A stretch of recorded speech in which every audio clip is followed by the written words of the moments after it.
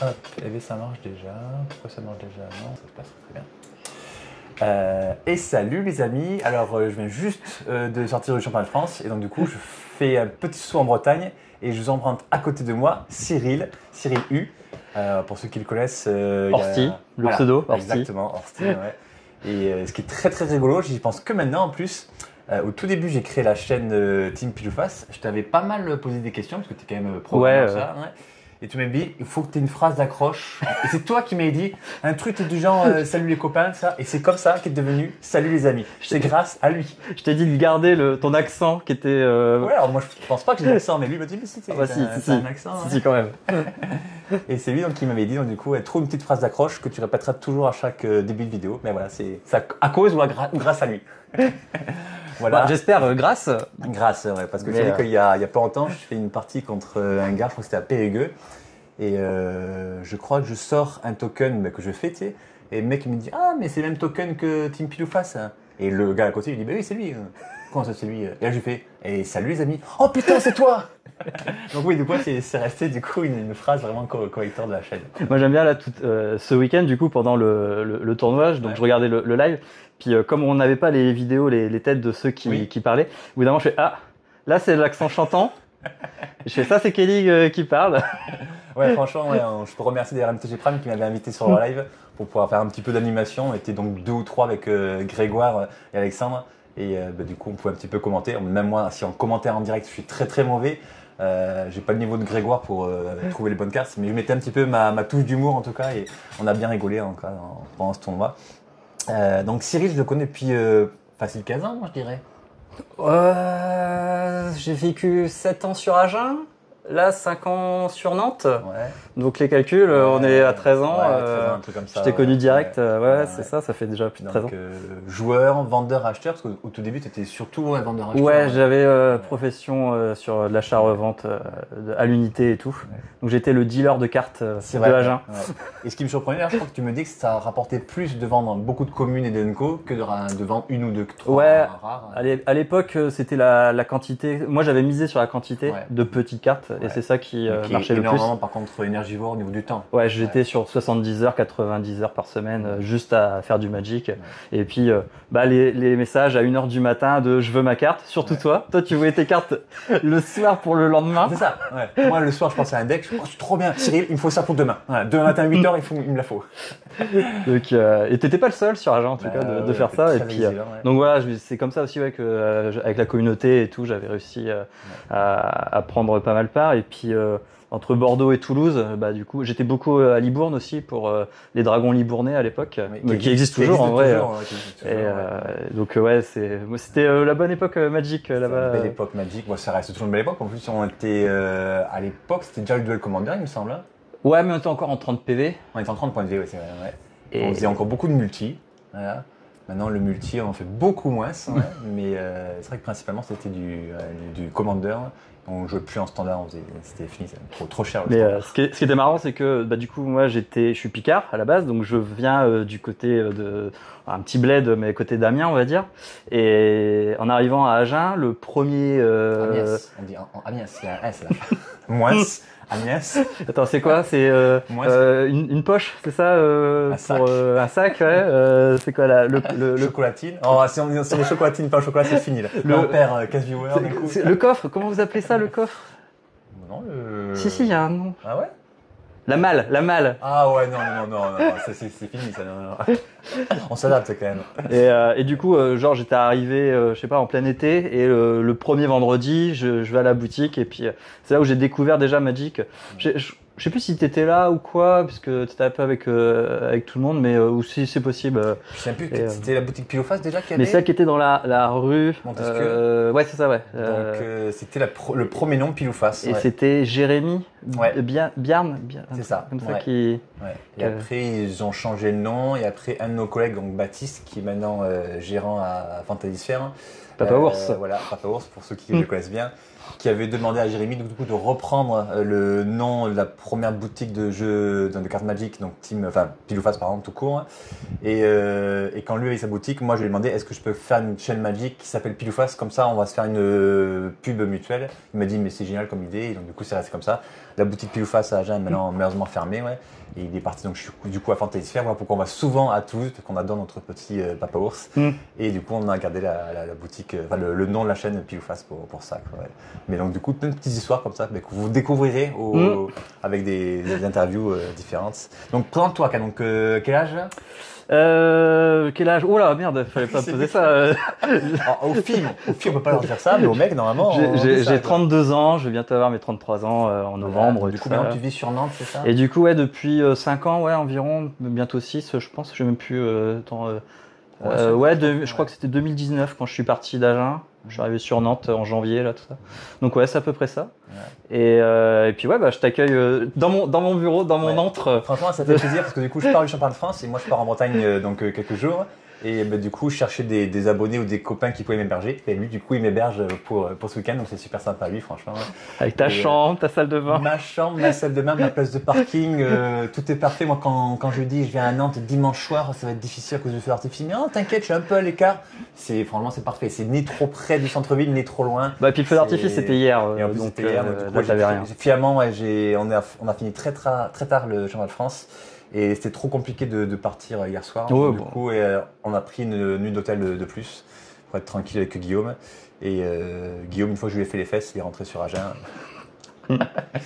Et donc voilà, donc du coup, pourquoi on fait l'interview aussi? Parce que Cyril, c'est celui qui a créé la fameuse application qu'on utilise sur la chaîne principalement. Donc je mettrai bien sûr le lien, qui est d'ailleurs dans toutes nos vidéos, le lien que vous avez dans la description. L'application est vraiment géniale, c'est cette application. Ah ouais, du coup aussi. Ah oui, c'est inversé là, du coup, je peux pas. C'est pas grave, ouais. Mais ouais, vous la connaissez, c'est une très belle application. Et ce qui est bien cette application par rapport aux autres applications, c'est qu'elle conserve l'historique sur le côté. Et du coup, si vous faites, je prends une fourche, je perds 3, je fais un fetch, je perds 1, on voit le moins 3, puis on voit le moins 1. Donc souvent les joueurs, ils aiment pas mettre leurs points sur le téléphone, ils préfèrent garder leur carnet pour historique. Mais en fait l'historique, il y est affiché dessus. Ça consomme très peu de batterie. On peut s'en servir une journée sans aucun problème. Ça va dépenser peut-être 10-15% maximum de batterie, même en luminosité maximum.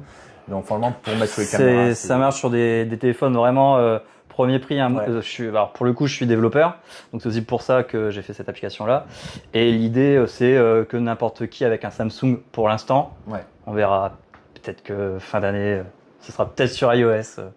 On verra. Je sais même pas de quoi tu parles. Je connais pas.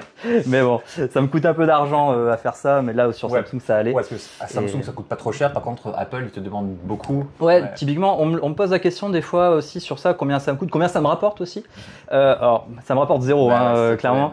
L'application, je l'ai mis à un prix symbolique de 1 euro ou 99 centimes, je sais plus. En mode, c'est comme si on me paye le café. Donc souvent, souvent c'est ce que je vous dis. Quand vous voulez devenir membre, vous me payez un café. Il a fait du travail. C'est pas rémunéré, donc offrez-lui un café et 1 euro, c'est même plus un café. C'est moins cher qu'un café. Une gorgée de café maintenant. Et du coup, c'est vraiment plus en mode de dire merci dans l'idée. Sur Samsung, ça m'a coûté 25 euros pour avoir ma licence et faire une application à peu près. Et par contre, c'est une fois. Maintenant, je paye plus. Ouais. Par contre, si je veux faire sur iOS, il faut que je paye 110 euros, quelque chose comme ça. Mais c'est tous les ans. C'est tous les ans. Et j'ai pas suffisamment de projets à faire sur iOS comme un impératif pour me dire ok, je me prends une licence, je fais l'application et puis je pourrais en profiter ailleurs. Je n'ai pas encore ce truc-là. Donc c'est pour ça qu'elle est en tout cas que sur Samsung pour l'instant. En plus Samsung, tu as acheté un Samsung d'occasion juste pour les points de vie, c'est en général, ça coûte 50 euros à Easy Cash et encore. Moi là c'est un portable à 35 euros que j'ai été acheté pour avoir un portable pour les tests. Qui peut faire ça. Et puis ce qui est drôle, c'est que l'application, c'est toi qui me l'as demandé. Oui, en plus lui il travaille sur iPhone principalement, il a un iPhone, il est pro iPhone et moi je lui dis mais non, iPhone on n'aime pas ça, nous on veut un Samsung, fais ça sur Android, enfin Samsung mais principalement sur Android. Et je lui ai demandé tout exactement comment ça existait déjà, mais c'était pas au top. En fait, parfois, on cliquait dessus, ça enlevait 5 points d'un coup. Je lui ai dit non, je veux juste point par point pour pas qu'il y ait d'erreur possible. Je lui dis, et en fait, j'étais une sorte de bêta-testeur, il m'a envoyé, il me dit, vois ce que c'est. Je dis, mais ah, ça serait bien d'avoir ça, mais avec le petit signe plus, le petit signe moins, s'en va. Un peu plus gros, c'est un petit peu plus. Et en fait, au fur et à mesure, en fait, ils programmaient et jour après jour, on mettait une mise à jour. Et puis lentement, les mises à jour ont été mises en ligne. Et voilà, et de plus en plus de gens apprécient cette application. Et c'est vraiment génial. Et je comprends même pas aujourd'hui pourquoi tout le monde n'utilise pas l'application. Parce que Compagnon, excusez-moi, mais c'est nul. Ça fait, moi, de voir ce que Magic propose. Ils ont des millions et ils font un truc tout pourri. Et un gars lambda, on va dire, quand j'aime bien cette expression, il nous a fait un super truc, franchement, et qui mériterait beaucoup plus que 1 euro. Donc, franchement, envoyez ce petit 1 euro pour avoir moi, là, ce qui m'a plu, en fait, dans ce que tu me demandais de faire, c'était le côté simple. Et moi, j'aime bien faire des choses simples qui gardent cette simplicité, limite ce côté épuré aussi qu'il peut y avoir. Et c'est pour ça on a eu pas mal aussi d'allers-retours sur t'es sûr que là, genre les tailles des boutons ou l'endroit ou le nombre de boutons, d'essayer de pas en mettre trop parce que. Au début, on avait mis juste le score et en fait, souvent les gens savaient pas s'il fallait taper à droite, à gauche. Certaines applications, justement, c'est à droite et à gauche ou en haut, en bas. Et donc, du coup, on t'a demandé d'insérer le plus en haut, le moins en bas, qui est beaucoup plus logique. Et donc du coup, tant qu'on clique sur la zone, c'est parfait. Et après, je t'ai demandé de mettre un chrono. Là, c'est encore des en évolution. Ça va. Je vais encore apporter quelques améliorations là, avec les retours que tu m'as fait justement. Voilà, il y a eu beaucoup de retours du coup, positifs du Relic Fest et puis du championnat de France et donc organisé par MTG Prime. Donc, je fais un petit peu de pub pour eux quand même. Et donc du coup, on a eu tous les 14 rondes et les quarts de finale, demi-finale et finales qui ont été filmés avec l'application.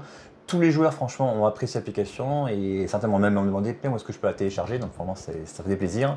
Et donc, du coup, certains m'ont dit peut-être ce serait bien de pouvoir faire une pause. Alors, sachant que nous, de toute façon, au championnat de France, on rajoutait après sur un papier plus 5 minutes. Mais c'est vrai que ce serait bien, quand il n'y a pas un gros événement comme ça, de pouvoir cliquer sur le timer pour pouvoir peut-être faire une pause, reprendre le temps. Donc, c'est en discussion. Là, on a évoqué une petite idée pour comment amener ça sans. Pour pas mettre trop de boutons dessus. Parce que plus il y a de boutons dessus, plus on est paumé, plus on peut faire des erreurs de manipulation. Donc, voilà. Donc il faut un truc simple mais efficace. Donc du coup, donc ça c'est ton premier projet qui est donc bien à bout déjà et qu'on pourra quand même toujours améliorer ensemble. Et ton second projet dont j'ai jamais encore parlé sur la chaîne, donc je te laisse le présenter. Du coup c'est un peu dans la continuité en fait de proposer des outils, de proposer des solutions avec ce que je sais faire, c'est-à-dire du web en fait, du dev dans le milieu de Magic.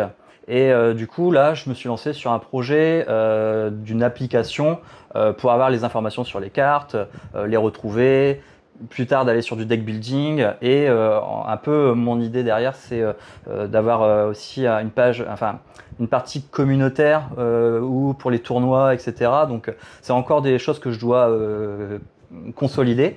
Alors tu vois le tableau blanc, c'est un peu des idées que. D'accord. J'ai cru que c'était un petit peu un petit comme les fous furieux qui disent alors la meuf je l'ai vue à telle heure à 10h. Non, c'est des fonctionnalités auxquelles je pense et que je vais bientôt intégrer là sur mon site.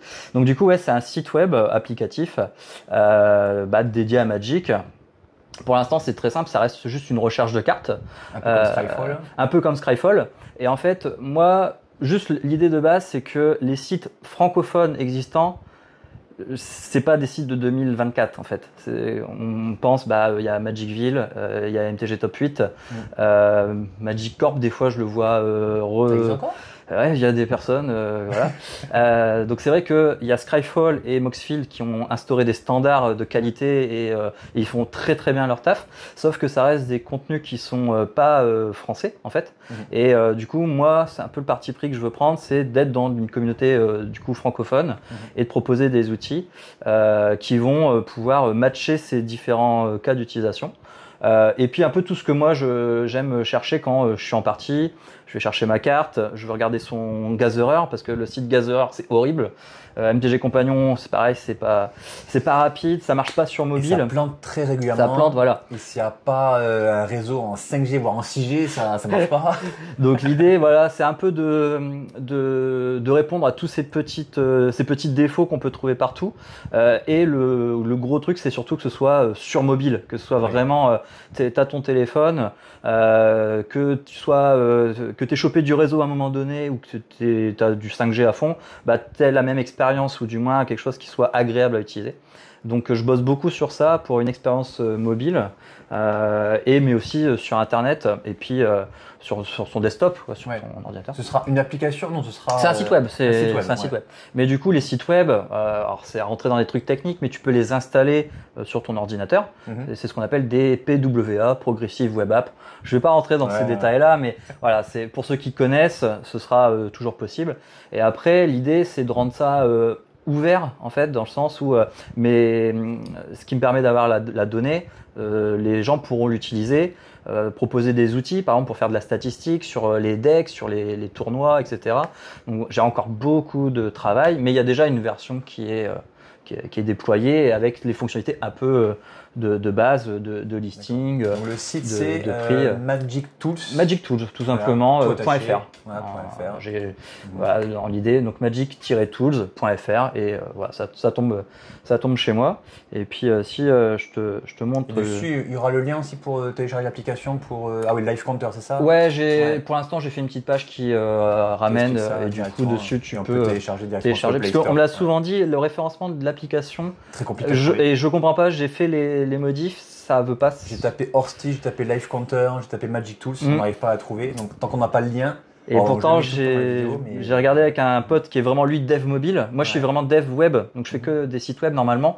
Le mobile, c'est un peu plus un petit passe-temps comme ça. Et j'ai montré donc un pote qui est lui, c'est vraiment son métier. Il m'a dit, je comprends pas, tout est bien rempli. Donc je laisse comme ça. Et du coup, l'application, quand tu l'as, elle est vraiment pensée en mode consultation. Vas-y, essaie de montrer à la caméra, c'est possible, même si c'est inversé, ils vont quand même comprendre. Voilà. C'est qu'en fait, on a quelque chose qui met bien en avant. Donc c'est ce qu'on peut retrouver sur. Tu as la ligne en plus des prix, l'évolution du prix de la carte. Ça c'est la fonctionnalité que je suis en train de travailler. Je pense qu'elle sortira d'ici une semaine, 15 jours. J'ai encore des choses à améliorer dessus. Vas-y, mollo. Mais voilà, parce que c'est sur du temps perso, tout à côté. Bon, voilà, mais c'est côté. J'essaie de répondre moi à mes besoins. En même temps, je m'amuse à faire mon application moi-même. Tu apprends des choses en faisant des choses. Ouais, c'est ça. Pour mon métier, ça me permet de tester certaines fonctionnalités et tout ça. Donc moi, j'y gagne là-dessus en réalité. C'est ça qui, pour moi, est enrichissant. Et puis, de proposer des choses à la communauté. Et peut-être que là, je pars sur quelque chose qui sera pas la finalité en fait. Ça se trouve, en cours de route, on va avoir genre des retours qui vont me dire mais ça, j'aimerais bien ça et tout ça. Ah ouais, c'est pas bête. Je peux encore. J'ai la liberté de pouvoir réagencer un peu ma trajectoire. Donc voilà, c'est. Et du coup, l'autre truc aussi qui me motive, c'est que j'aime bien garder ce côté. Je suis un dev, un joueur de Magic. En France, je suis sur les Discord. On peut me contacter sur Twitter, etc. Horsty, ça. Horsty, sur Discord. Moi, je suis accessible, c'est-à-dire, moi au contraire, je veux bien qu'on vienne me parler pour me dire un peu ses expériences sur l'application, sur le site web, des choses que par exemple vous n'avez pas appréciées, que je peux corriger. Vraiment ce côté échange. Comme on avait fait avec l'application. Comme on avait fait avec c'est ça. C'est plus on me fait de retour, pas des critiques gratuites bien sûr, des trucs constructifs, et mieux c'est parce que je peux vraiment essayer d'aller vers l'outil que tout le monde aurait envie d'utiliser et tout ça, quoi. Donc j'essaye, c'est un projet, on verra où ça me mène, mais c'est l'idée. C'est très très bien parce que c'est vrai qu'en dehors de Magicville, pour un site français, il n'y a pas grand chose. Et c'est vrai que Magicville est très très bien, mais étrangement plante souvent. Magicville, son gros point fort, c'est sa data, sa durée de vie en fait. Le site, quand j'ai commencé en tant que vendeur, en vendant sur Magicville, il y a une section qui permet de vendre. Je vendais là-dessus, mais j'avais 18 ans, donc ça remonte ça. Mais on est en 2024, faut évoluer. Il y a plein de choses qui ont changé et le design. Et du coup là, je travaille d'ailleurs avec une amie qui est designeuse. Donc je sais pas si tu le vois, mais là sur la version web. Derrière, il y a une Liliana un peu en fond. Très, très ça, c'est et puis même ces couleurs, ce design, tout ça, c'est. Je vais essayer de montrer à la caméra. C'est comme ça le site. Voilà. Donc, avec le fameux Félia qui m'a vendu du rêve ce week-end. Putain, Théo Méry, franchement, je sais pas si tu verras la vidéo, mais respect à ce que tu as fait, quoi. Très très bien. Donc voilà, on voit l'évolution du tarif de la carte. Là, elle va remonter. Là, c'est obligé. Grâce à Théo, elle va remonter. Mais voilà, ça fait comme ça. Donc on met le nom de la carte, on a tous les détails. C'est ça. Donc voilà. Puis, allez, on repasse sur nos seules têtes. On voit mes collections. Hein. Ouais, franchement, je suis arrivé comme ça ici, on commence à papoter et j'ai stoppé net la discussion, j'ai vu tout ça. Parce que voilà, je suis un grand passionné de vintage, donc quand on voit toutes les NES, les jeux Game Boy. C'est que je les ai. Si, j'ai Dragon Ball Z. Ah, voilà, il est là. Sur Super Nintendo? Ouais. Je pense que ça, t'y jouais toi à l'époque. Oui.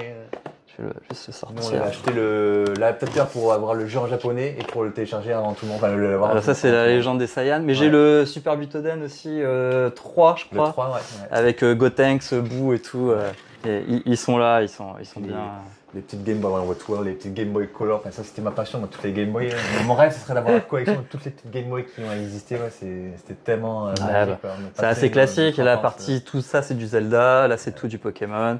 Là, moi, je suis assez fan de Shaman King comme manga. Je connais même pas, tu vois. Ça passait à l'époque sur Fox Kids, sur le satellite et tout.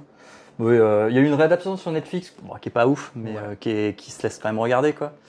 Mais voilà, j'ai des petits trucs. Bon, puis du Magic, hein, je continuais de jouer à Magic quand même. Porte la casquette. On a fait quelques petites parties de Magic en arrivant. Tu m'as bien roulé dessus. Kellogg est trop fort. Non, il avait un deck, je ne sais plus le nom de ton général. Lara Croft, ouais, donc j'essaye un peu du Témur, mais oui, voilà, il est comme moi, il aime bien jouer des decks un petit peu originaux qui sont pas joués comme parce que quand on a vu 4 Slim Foot en top 8, bon, en même temps le deck est vraiment au-dessus, comme avait dit Elliot il y a déjà quasiment 6 mois. Et en fait, il y avait des decks avec beaucoup de créatures volantes ou des cartes comme Nadu qui étaient un peu au-dessus de lui. Et vu que tous ces decks-là, soit ont été bannis, soit n'ont plus été joués. Et puis, Simfoot a gagné quand même les Necrovoif, tous les Goyf. Nethergoyf, le Pyrogoyf. Extrêmement et l'autre, fort. là, le 2-3, je sais plus comment il s'appelle. Vraiment, ils sont très forts. Et voilà, donc le Simfoot, il a bien marché ce week-end. Il y avait beaucoup aussi de Yoshi. Beaucoup de Yoshi, mais étrangement, ils n'ont pas réussi à passer les top 8. Ils sont tous entre top 16 et top 32. Donc je ne sais pas si Guillaume de MTG Prime va mettre le top 32. Moi, de toute façon, si j'ai vu passer un peu de stats là, sur les Discord. De toute façon, moi je suis pas pour partager les listes. Moi j'aime bien avoir le nom des joueurs, leur deck, mais le fait d'avoir des listes sur internet. Moi j'ai commencé à Magic, on n'avait pas de liste sur internet, ça n'existait pas. C'était Lotus Noir, on avait le résultat 3 mois plus tard, et c'était trop tard, le deck marchait plus déjà. Je dois en avoir là-bas des Lotus Noirs encore. Ça c'est la vraie époque où il n'y avait pas d'internet, et on découvrait les cartes en affrontant un adversaire. Et j'aimerais tellement revenir à cette époque-là où les listes étaient un petit peu secrètes, on va dire.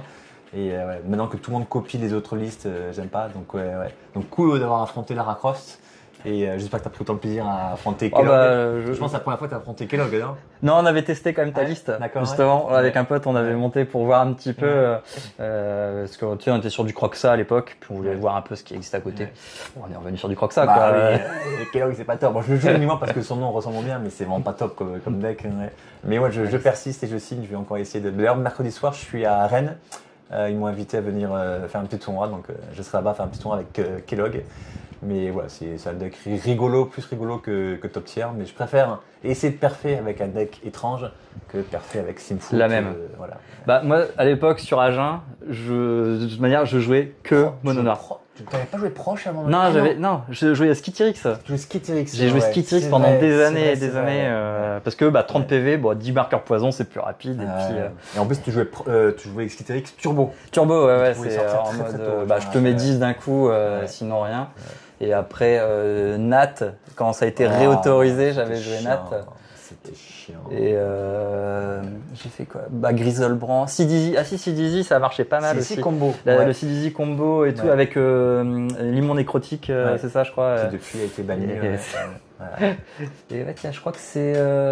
Non, c'est pas le temps. J'essaie de retrouver un peu là les stats. Je crois les stats, c'était principalement, je crois qu'il y avait 14% de Slimfoot, 13% de Yoshimaru.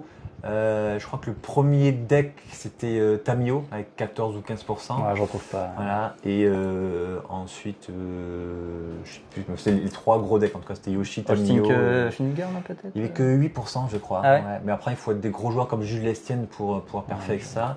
Même Damien Moquet, qui est un très très bon joueur, je crois qu'il n'a pas perfé. Et le Dragon a testé une version de Tamio très très bizarre, une version un petit peu style Azusa. Et qui n'a pas trop marché. Alex Aber qui gagne le trophée des champions la veille il y avait beaucoup de Tom Yo, donc il a ressorti son Léovold. Il a retenté de reconquérir son titre encore avec le même deck. Et par contre, ça n'a pas marché samedi, malheureusement. Mais ça fait plaisir de voir Elliot et Alex se mettre au commandeur. Enfin, se mettre, ça fait déjà plusieurs années. Mais du coup, moi, Elliot, en fait, c'est vrai, ce qui est marrant, il a recommencé qu'à partir du Relic Fest. De l'année dernière. Voilà, c'est tout, ouais. Mais ce qui est marrant, c'est que à l'époque, sur Agen, j'allais sur les Grands Prix et j'étais avec eux. Donc, j'étais encore le petit junior qui apprenait, du coup, avec Elliot, Alex. Il y avait aussi Raphaël Lévy, ouais. qui y allait. Tu avais toute la team toulousain et avec Johan Seau, donc ça c'est un bon pote aussi à moi qui est toujours à Toulouse. Oui. Et qui a ouvert. Très bonne nouvelle. Alors je sais pas s'il a déjà ouvert ou il va ouvrir. J'ai vu son message vidéo passer. Je lui avais envoyé un message justement. Donc Johan, très très gros joueur de standard à l'époque. Ah ouais, et j'étais tout le temps en vadrouille avec lui et puis Rémi aussi. On partait sur les GP. Donc il a ouvert ou il va ouvrir une boutique sur Toulouse. Je sais que ça fait beaucoup de boutiques sur Toulouse, mais de toute façon, il y a une très très belle communauté sur Toulouse, et donc ça fait vraiment plaisir. Donc Johan Sevaux, ouais, franchement, si tu nous regardes, mais très très content pas tout seul en plus. Avec un de ses collègues que je connais pas, par contre, je crois. Parce qu'il m'avait dit son nom, mais ça me dit rien, mais je peux pas, j'ai le téléphone qui filme. C'est avec Laurent, je crois. Laurent Sestaro. Ouais, c'est ça. Je crois que c'est avec Laurent. Mais il est pas parti en Angleterre. Bah non, il était à Paris, il a déménagé à Toulouse. Et Laurent Sestaro, je crois qu'il était parti en Angleterre, il me semblait. Ah ouais. En tout cas, si c'est Laurent Sestaro, je serais tellement content. Non, c'est Laurent. Alors, ce qui est marrant, que Laurent est né le lendemain de mon anniversaire, donc tous les ans, on se croise. Pour pas oublier, c'est parfait. Ouais. Bon, on n'a pas le même âge, mais. Mais c'est la belle époque où on allait à Toulouse, Bordeaux, faire les championnats régionaux à l'époque en standard. Ouais. Non, c'est avec Laurent. Alors, je dis pas, peut-être. Si, je crois, je sais pas. Faudrait que je demanderai à Johan. Ouais. Bon, en tout cas, il y a peut-être que les vieux joueurs vintage comme nous doivent se rappeler de ces noms-là, mais c'est des joueurs qui, après, sont partis, ils ont trouvé une femme, un enfant, un scénic, un labrador, le classique schéma, et puis qui ont un peu lâché Magic, et puis au bout d'un moment, ils reviennent sur Magic parce que c'est une passion tellement forte que c'est très difficile. Souvent, on arrête, on reprend, Ouais. Et ce qui est toujours délicat, c'est quand on revend notre collection, il ne faut pas vendre notre collection, quand on arrête, il faut toujours garder, ça vaut de l'or. Donc voilà, ça fait plaisir. Je ne sais pas si on a quand même bien fait une demi-heure d'interview, je pense qu'on va. Pas mal là. Ouais. Pour un petit mot de la fin, donc moi du coup demain soir je serai à Saint-Malo avec des abonnés qui m'ont invité donc du coup à jouer en multi me semble à la boutique Sortilège, il m'a dit Intramuros, donc si vous y êtes, en tout cas je serai parmi vous. Mercredi je serai à Rennes pour un petit tournoi et après fini Magic pendant 10 jours, je serai vraiment entièrement en vacances, donc vous ne me verrez plus tout sur les réseaux. Du coup tu fais Saint-Malo, Rennes. Ouais, et après Rennes, après je repars à Dinard, donc à côté de Saint-Malo. Ouais. Après, je fais toute la côte après, donc jusqu'à Brest, et après je rentre à Agen. Voilà. Si tu veux repasser ici, on peut faire une pause à ton retour, peut-être que je repasse. Ouais. Mais je dois aussi partir voir ma mère qui est à côté de Biscarrosse, donc je sais pas. En fonction du timing en tout cas, mais ouais, franchement, maintenant je sais que j'ai ma chambre. Donc franchement. Pour conclure, j'aime bien faire ça en fin d'interview. Est-ce que tu as une œuvre culturelle à partager, un film, un livre, un jeu vidéo que tu adores? Je sais que tu es passionné, comme vous avez pu le voir, de jeux vidéo. Voilà. Je sais que tu es très très fan de Zelda sur la première Switch, donc tu as passé des heures et des heures dessus. Ouais. Je suis passionné de tout ça. J'aimerais bien conseiller en tout cas à quelqu'un qui veut se faire plaisir sur un jeu vidéo peut-être. Je sais pas si en termes de jeux vidéo je suis un si bon conseil, j'ai des goûts assez particuliers. Puis je joue à des jeux après la hype qui est passée. Donc je découvre Cyberpunk en ce moment par exemple, donc c'est pas. Je connais même pas. Je suis anti-jeux vidéo, donc à part Tetris, moi je connais rien. Je pense si moi il y a une œuvre qui m'a beaucoup accompagné pendant beaucoup d'années, plutôt en termes de série, c'est Doctor Who. Je sais pas si tu connais Doctor Who, du coup on a eu les cartes, donc là c'est un Dalek, c'est les méchants, c'est le pire ennemi du Docteur justement. Okay. Et Doctor Who c'est grosse série qui date de le reboot en 2005. Là il y a Disney qui a lancé un autre reboot encore là cette année en fait. Et ça c'est une série de science-fiction pure que j'ai vraiment revu à foison, donc si vous connaissez pas, lancer juste la dernière série, là, la dernière saison qui vient de sortir. Ah, mais ça continue encore, Doctor Who? Le principe, c'est que si quand le docteur meurt, bah, il se régénère dans un nouveau corps en fait. D'accord, donc c'est quasiment infini. C'est infini en termes d'acteurs, et ils en sont à je sais plus combien d'acteurs différents, dans le 14, 15, 16 docteurs, tu vois là. Ah oui. Alors j'ai pas suivi trop là sur les dernières saisons, parce que je voulais mettre ma copine un peu à cet univers-là, donc on a repris depuis le début et j'ai mis de côté sur la suite. Mais ouais, c'est le 15e, 16e docteur, je dis peut-être une bêtise, mais voilà. Donc ça continue. Et là, Disney ont racheté un peu les droits, ont relancé une saison, et en fait, tu peux vraiment juste commencer par celle-ci, donc c'est beaucoup plus actuel, ça. Mais si tu veux, tu reprends en 2005. C'est le reboot vraiment, mais ça date depuis des années et des années. J'entends souvent parler de ça, mais ça m'a jamais trop intéressé. Ce mec qui rentre dans une cabine téléphonique, par rouge, bleu. Bleu, j'ai vu ça, j'ai dit qu'est-ce que c'est cette série quoi. On a lui-même vu des cartes. Tu m'as vendu du rêve, donc en plus j'ai plus rien à regarder en ce moment. Franchement, voilà. Bah, tu commences juste la dernière, t'as pas besoin. Sur Disney, c'est donc du coup. Ouais, sur Disney, là t'as la première saison du reboot qui est là. Ouais. Quoi. Ouais, bah, tu vois, j'essaie d'aller voir ça. Ouais. Bah, je les ai pas toutes, il faut que je les rentre dedans. Ouais.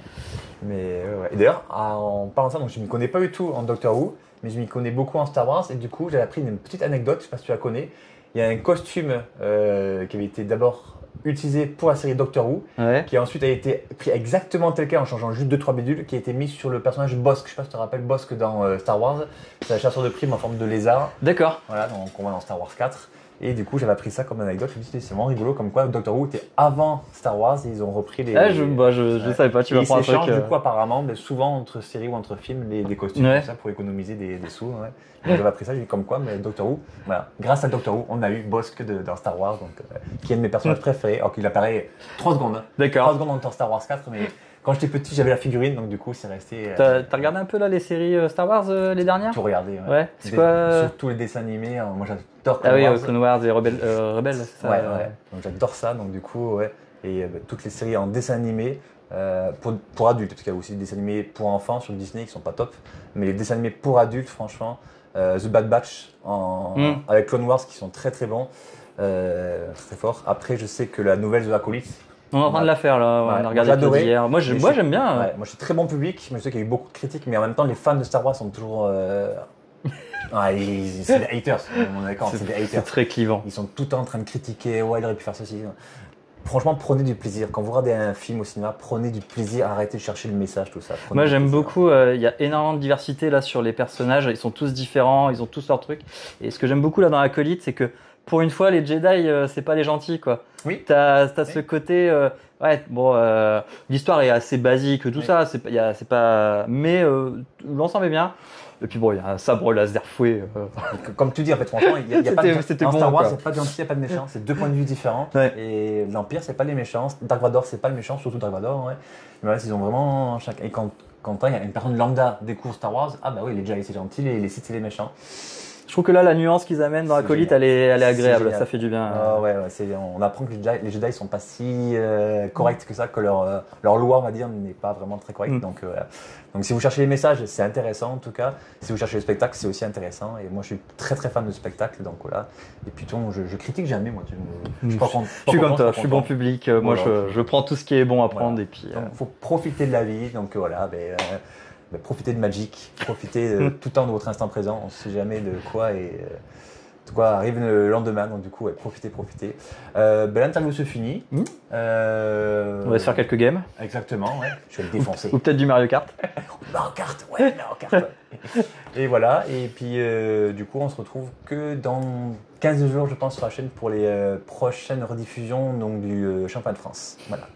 À bientôt, Cyril. Yes. À bientôt, les amis. À bientôt. Salut.